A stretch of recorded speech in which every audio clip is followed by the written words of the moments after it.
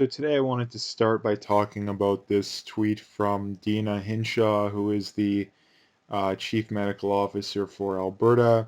And she says, I am very concerned about the spread of the virus in our province. This weekend, please do everything possible to protect yourself and those around you. Follow the guidance as closely as possible, whatever you may be doing, we're all in this together. Now, again, there's many things to break down here. I mean, number one being you have all these paranoid Karens that are, I mean, you look at the first comment there. Um, we've already tried all of these restrictions. We've already tried all of them, and none of them worked. Like, this is the thing I'm trying to get at, is that for all the people that still support the lockdowns, probably 99% of them, there is nothing that you could possibly say to change their minds. There's nothing you can say because, and I'll tell you the reason why. I always ask these people, what would it take for you to change your mind? What piece of evidence would you need to see to change your mind? And they never give you a straight answer. And the simple reason why is that those things have already happened. Like, if when it comes to the lockdowns, it would have been the lockdowns having no effect on the spread, which we know that going back to literally May and even as early as April, right? It was obvious when, in mid to late April that the lockdowns had no effect. It couldn't have been more obvious, but yet we still waited a month or two or three to get rid of the measures, and we still have many of these measures, right? Now it's the mask mandates and these other stupid restrictions, and that we've already tried them. They're not working. And here's the other argument that I really think is absolutely retarded that you see a lot of people bring up, in that they say, oh, we were never in a lockdown, right? And the reality is that it all depends on what you actually interpret to be a lockdown. In that, if you view a lockdown as literally the government saying everybody has to stay in their house and you cannot leave for any reason, unless you're like a healthcare worker or a cop or something like that, yeah, we weren't in that situation. But it's not realistic to go in that situation either. It's not even close to realistic, right? So this is the problem, that if you want to deliberately misinterpret what it is, again, if you ask the average person what they think the lockdowns were, they think that it was relatively what we did, right? Closing down quote unquote non-essential business, which is a complete oxymoron, in that every business is essential because every business exists to um, so people can make a living, right? So again, technically they are right about that, but they're also wrong in that what they would want to do is incredibly unrealistic. And here's the thing: it may not even do anything. Like, I mean, you look at China, like they did that, but did that stop the spread there? No, it really didn't. And here's the thing: China was lying about their numbers all along too. Like, nobody outside the Chinese government actually knows what their numbers actually look like. And here's the thing: for all we know, um, China was lying about their numbers. Maybe they probably were making it look a lot worse than it appears, and for the simple reason being is that the Chinese government is very shady, very underhanded. They like doing a lot of crazy stuff, so they most likely made it look a lot worse than it actually was, and we're posting these videos of people collapsing in the street, which we've never seen in North America. Like, have we seen one video of someone collapsing in the street? No. And these videos of people, or not videos, but like these pictures of people being like literally locked in their apartment buildings and not allowed to leave. Maybe they were doing that because they wanted to scare the West into overreacting, knowing that it would hurt our economies. And again, China's main goal as a government right now, their main goal is to overtake the US as the world superpower. That is their main goal. And I think they viewed this as an opportunity to inch closer towards doing that. Now, again, do we know any of that stuff for sure? Absolutely not. But I mean, the one thing that we do know for sure, the one thing that we absolutely do know for sure is that we overreacted to this whole situation by a lot, like literally by a lot. We grossly overreacted to this situation. We never should have. We looking back, we never should have locked down, but that's a hindsight's 2020 scenario. The reality is that, like I always bring up, I was talking about in mid-April, that, it's very clear at this point the lockdowns don't have much of an effect on the spread. We should be able to be open early to mid-May at the latest. Did anyone listen to that? Well, most people didn't. So again, getting back to the main point here being is that, why are we so concerned? Like, why are we so concerned? The death rate's going way down. The cases are going up because we're testing more and because we're discovering a lot more asymptomatic people. If the only thing that would make anybody who actually has a brain in this, and again, I don't care if you're a doctor or an epidemiologist, I don't care what you are, because it doesn't take a doctor or an epidemiologist to be able to have an opinion, a coherent opinion on this, right? We have far less people dying of this now than we did back in March, April, and May. Way less, even though we have more cases, right? So again, the amount of cases do not matter, right? This idea that, we need to have more restrictions because asymptomatic people are going to be walking around in society giving it to everyone, being this quote-unquote super spreader idea, that's not how it works. Fauci said that, I don't know what his exact words were, but something along the lines of, asymptomatic spread has never been the driver of a virus. He literally said never. So again, unless you're willing to argue that this is a the only virus in history that has these specific properties, then they're wrong, right? Like, they're wrong. That the reality is that the vast majority of people should go back to normal. The vast majority of people should go back to normal. The only people that whose lives should look differently right now are people who have severe comorbidities or are like over 70. Even if you're over 70 and healthy, it's still not something you should be worried about. I mean, look at Trump. Look at Chris Christie. These are guys that, I mean, Chris Christie is really overweight. Trump is moderately overweight. They're not very healthy people to begin with. I mean, Trump eats fast food all the time, and I'm sure Chris Christie does too. And these people they were fine. They were fine. Trump went to the hospital as a precautionary measure. I mean, I think he needed oxygen once, but it's also because when you're the president, they're going to take a lot more precautions than if you're some random guy, right? So this is the problem. Like, this is the problem, that we have people who you'd think would be the most susceptible to it, but they're fine. Like, they're fine.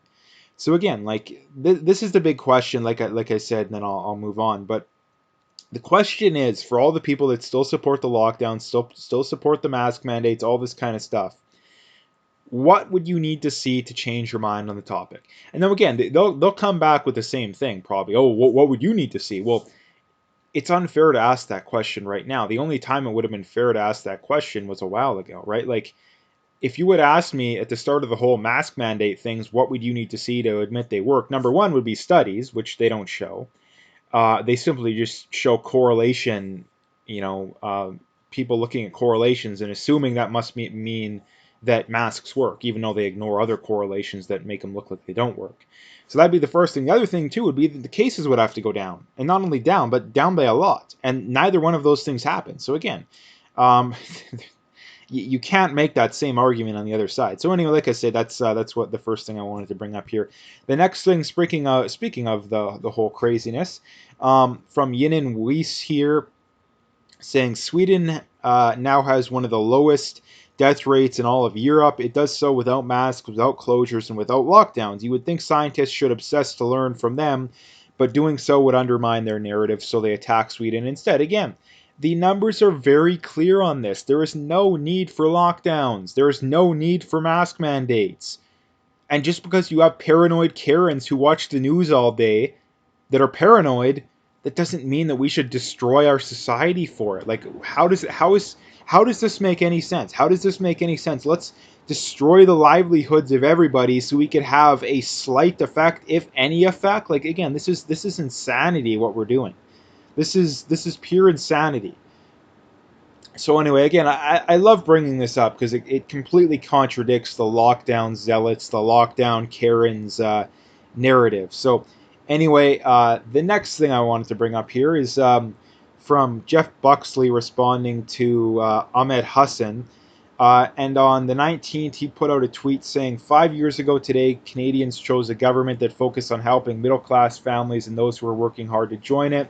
5 years later, we have delivered putting more money in your pockets. So again, do they provide any piece of evidence that shows that, the median income has gone up? Have they shown any of that? Have they shown, how they've lowered taxes on, the middle class? No, they haven't done any of that. They haven't done any of that. And for the simple reason being is that most of the people who support them, they're people that are, like I say, they're driven entirely by their emotions, right? And for the simple reason being is that there's nothing that could happen for them to change their minds. I mean, you look at these left wing areas and these left wing governments. They do nothing to help the people. They do next to nothing. I mean, you look at California and New York, prime examples of this. They do nothing to help their people. But yet, do their people say, yeah, we're not going to vote for you guys anymore? No, they don't, because all they're worried about is the virtue signaling that comes from their government. Justin Trudeau has done absolutely nothing to help the middle class. Absolutely nothing. And again, people make, oh, you're just biased. Or, no, I'm not biased. I didn't even vote for the Conservatives last time around. So anyway, yeah, they've done nothing. I mean, Justin Trudeau virtue signals all day and all night about racism, but yet he's done nothing to help the natives when it comes to their drinking water situation. He's done nothing. That was a campaign promise. 5 years later, they haven't done anything on it. Like I say, at what point do people change their minds on this? And I'm not saying you have to vote conservative. I'm just saying don't vote for these people at the very least. Do not vote for these people. Like, seriously, it's absolute insanity that we even have to go over this anymore. And this is the thing, like, they think that they're following, like, the average liberal voter is so stupid that they see something like this and they believe it. Because if they thought that their base was smart, they would put out a study or a piece of evidence that shows that, hey, middle class wages have gone up. Aren't we so great? Right? If they actually thought that if they actually wanted to be credible, no, they don't do that because they know that their base is that stupid, and the average voter's that stupid too. Like, again, it's just it's very crazy that we're at this place as a society that we have governments that are doing this kind of stuff, just bold-faced lies, and yet nobody really cares. Like, putting more money in your pockets. No, you're putting less money in people's pockets. If you wanted to put more money in people's pockets, get rid of the carbon tax, lower taxes on the middle class, make it easier to start a business, make it easier to gain employment, right? You guys, the average growth under the Liberals is what, like 0.5 to 1%. If it wasn't for the government being able to run deficits, we would have literally had no growth. We would have negative growth. This is one of the worst governments in a long time in Canadian history, and yet they have as much support as ever. Like, they have as much support as ever. And again, I know I go on about this a lot, but like I say, like, most of the people watching this, you probably already agree, you're probably already well aware of this, but most of the people watching this probably know people who are in the crowd here that are so ignorant that they'll believe this garbage. Yeah, so that's basically what I wanted to talk about as far as that goes. But again, it's just pure insanity. And again, like he says, this is a joke, right? And again, if you go read the comments here, I think he got ratioed pretty hard. Like, I think this guy may have even got more likes than Hassan did. I mean, let's take a look here. 1,500, and again, 272. Like, 272. He got ratioed so hard, so hard. I mean, Look at the comments here. They're all absolutely destroying him in the comments here. Absolutely destroying him. So again, that's a very good sign. That is a very good sign that he's getting absolutely destroyed in the comments. But the only solution is to stop voting for these people. Like, again, that's something I want to talk about more these days, is to provide solutions to the problems that we face. Is that the solution is to stop voting for these people. Like, you have to stop voting for them.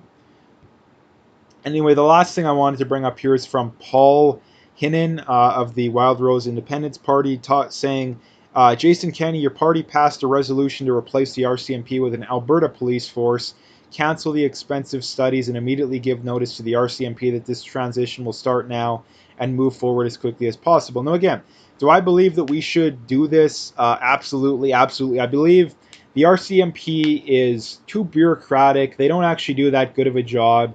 And I mean, here's the other thing. Like, we should address the arguments from the other side first. And that the arguments from the other side is it's just pure paranoid delusion. And that you talk to some of these far left, like literally paranoid delusional people. Like, seriously, they are paranoid delusional people. And that they say, oh, Jason Kenney's going to have his Stasi. Like, no.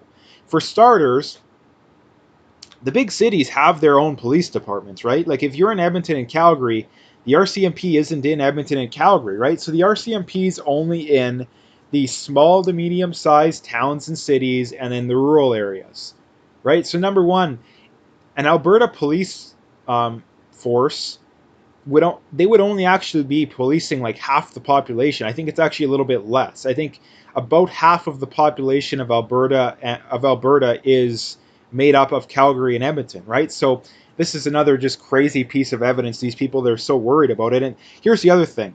Most of the people that are against this are people that live in Edmonton and Calgary, right? Like imagine I would like to see a poll of people in Edmonton and Calgary and people in rural, anywhere but Edmonton and Calgary. I guarantee you the numbers would be like the polar opposite, and that the far left crazies in Edmonton and Calgary, they would be against this, even though it wouldn't even affect them like at all.